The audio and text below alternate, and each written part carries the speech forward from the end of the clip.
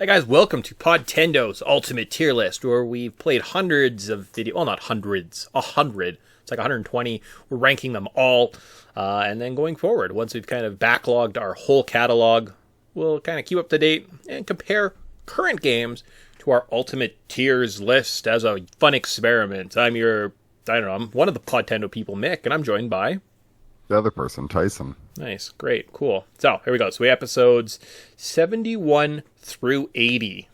Good time of your life. 70 through 80. Nothing bad happens. Yep. But we hit some good games in this little bit. I think that this might be one of the strongest showings. Maybe not, but yeah. There's a couple turds. There's a couple farty turds in this punch bowl, so there is. I'm looking at you, Excite Bike. Yeah. So we'll work here. We'll start alphabetically and work our way that way. So these ones, don't worry about those little guys. Let's make so Diddy Kong Racing. We're going to start with Diddy Kong Racing. Where does that belong on this pantheon of games? This is tricky. Because I really have a soft spot for this game. I love the adventure side. Yep. I also love the battle side. So the multiplayer is really in depth. Has lots of replayability. Is it better than Smash Brothers? I would go back and play Diddy Kong Racing before playing the N64 original. Smash. Yeah. Okay, so I'm going to put it just slightly above because that's kind of where I'm at. And then where does it compare to other games? Even though I might play some of these other games instead, I might play it more than Oracle. I think Oracle might be a stronger game. Yeah, and I think as an experience, it's just a lot more polished because Diddy Kong Racing's aged a little bit, but still has enough variety for that nostalgic kick. Okay, cool. All right, that gives us to Earthworm Jim for the Super Nintendo or the Sega, because I think it was one of those dual console guys. Earthworm Jim.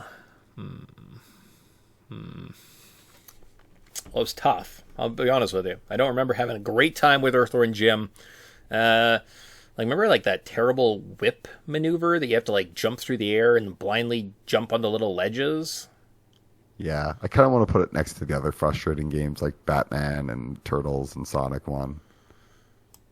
It's okay, but skippable. So here? Beside Sonic? Yeah, okay. All right. Well, that's fair. Yeah, because it's a little better than that. Yeah, if Metroid's there and Batman, okay, cool. I'm good with that. Earthworm Jim, you lovable scamp. How about the classic, the Rutschman household rental classic of Evo, Search for Eden? I just put this into required playing so more people have to play this. Right up at the top. All right. No, I don't think it quite goes there. No. Yeah, I like it a lot, but maybe is it better than Yoshi's Island?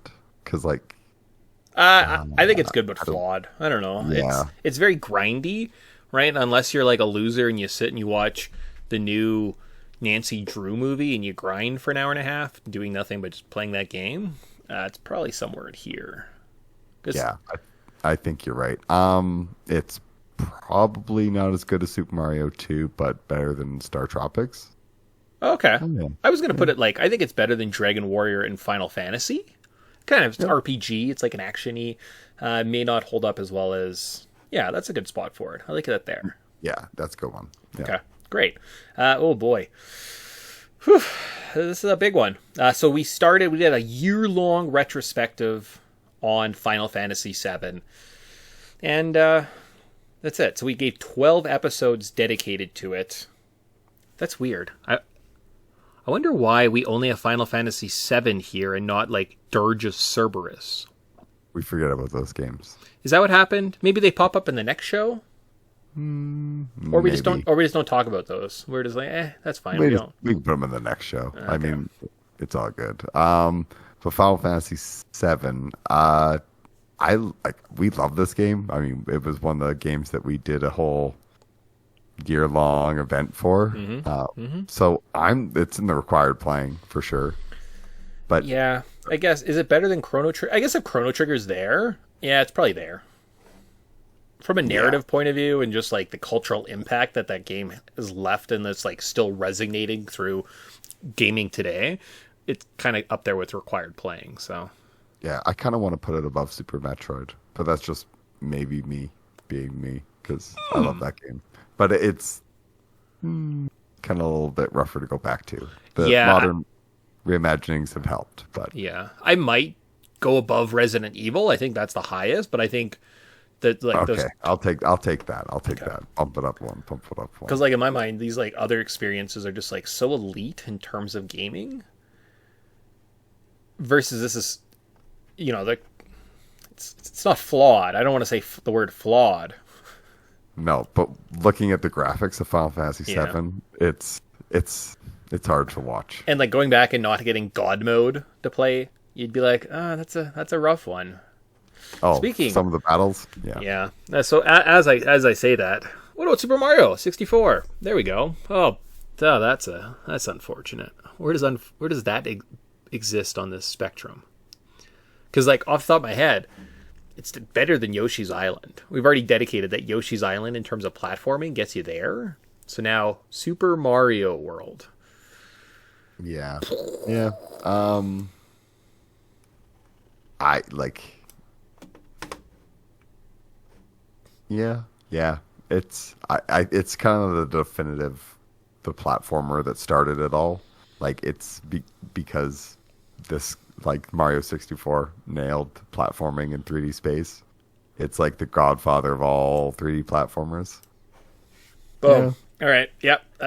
There we go. I think it goes hand in hand with whereas Super Mario World's like an elite 2D platformer, Super Mario 64. Well, it just started the genre, and it's not elite. It definitely has wrinkles and flaws, so maybe it's not better. Well, maybe. I don't know. It's solid though. It's darn solid. I don't know where entirely to put it, to be honest. I'm staring at that top row and I'm like, it deserves to be in the top row, but it's where do you place it? It's kind of depending on the day, I guess, if you really want to like cut or split hairs. But yeah, it's just to be the godfather to start it like a whole 3D platforming, so we didn't just get garbage for like a decade. It's true. When it's contemporaries are Crash Bandicoot, which is like a 2D platformer in a 3D space, and like Bugsy, which is like just an absolute mess of a game. So yeah. I think there was a lot of messes of games until Mario 64 was like, this is how you do it. But I don't think it's elite, whereas like these kind of perfect their genre almost. Yeah. This one, it's a little shallow. It's just like it's the beginning, so there's not a lot of like crazy things. There's a couple caps to collect, and that's really about it. Yeah. Besides going for like it's collect all the stars. That's it. It's super basic, very generic, or not generic, but very like limited in its scope. But it nails everything that it does. So yeah, no, okay, cool. I can handle that. It can also move. I remember when Donkey Kong was like way up here, and it's like slowly worked its way down. Poor Donkey Kong. What about Mystic Quest? Final Fantasy Mystic Quest. How skippable is this game? I think it's fairly skippable. Maybe not. Is it below Castlevania 1 and just above Contra? Yeah, that is where it is. That's exactly where it lives. Poor little Mystic Quest. Although I secretly love you and was excited that I beat it on the actual podcast. I don't know. I love that game. I think it's so delightful, but that's just the nostalgic goggles just like clouding my vision, and I can't. Everybody complains about the flaws. I'm like, what flaws? It's perfect. I love this thing. It's magical. I just want to take it home on a weekend rental every weekend forever. Yeah. All right. That's where I feel too. But again, if you skip the experience, I don't think you're missing out on too much. What about? Oh my gosh, another one, Resident Evil 2. Oh. Nope. There. Like, great experience. It's pretty good. I'd recommend give it a go. Right? Like, it does some things. Or is it too antiquated? It's like, are tank controls terrible? I don't think tank controls are terrible. They add to the experience of survival horror. Yeah, I think for the the time and place. You know what? It's flawed, but so is Yoshi Island just for the sake of hearing Mario cry. But it's worth a play. Like it still gives you the jumps, and just for that dang dog jumping through the window at the beginning of the game that everybody always seems to forget about after replaying it all after all these years. Oh, yeah. It's like, yeah, the hallway with the dogs and the liquor in the interrogation room. That was honestly one of the scariest moments I've ever had with gaming. Like, I stopped, I had an audible, like a visceral reaction, was like, oh my gosh. So, okay, all right. It still, kind of holds a good place in my heart. And I don't think future titles are, like, Resident Evil 3 is somewhere here, maybe? Yeah. Maybe beside, I don't know, maybe beside it, maybe? Also, Resident Evil 2 doing the split campaigns was a genius idea narratively, and it hooked you. So yeah, I think that's what kind of gets a little more bonus points for, narrative experience. All right, it's about Excite Bike 60, or just Excite Bike.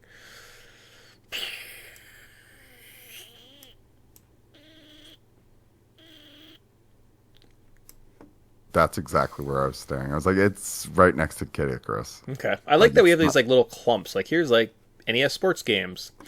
You don't need to go back and play them, guys. It's fine. You really don't, unless you like have nostalgic for them. Just skip them. But even then, maybe it's better to not remember those things.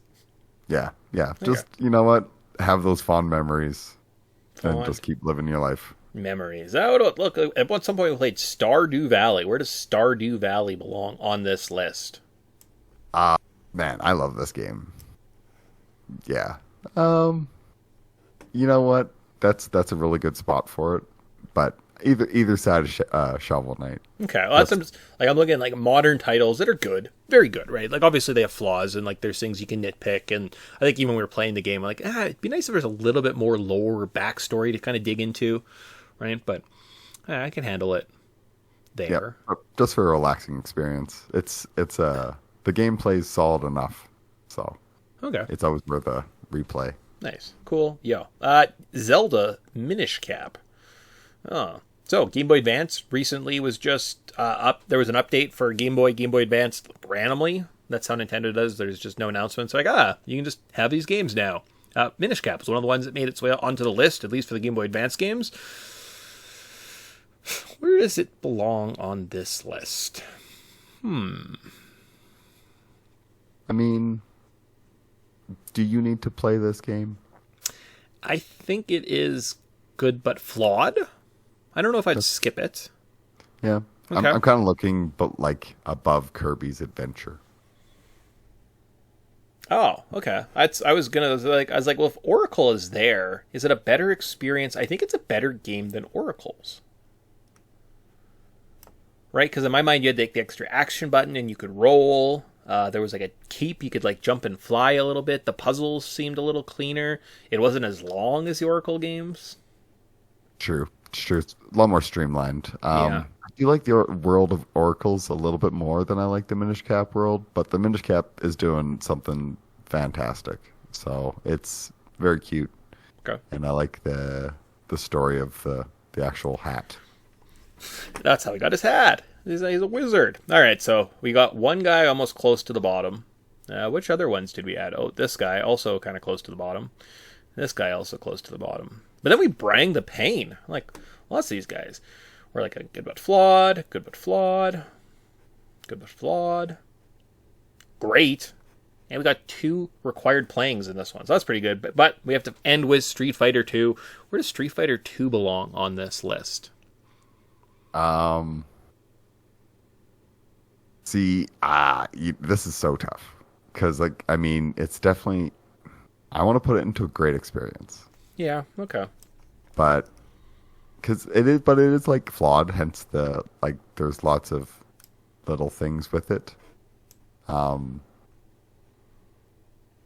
It's just... Yeah. It's great. I mean, I love this game.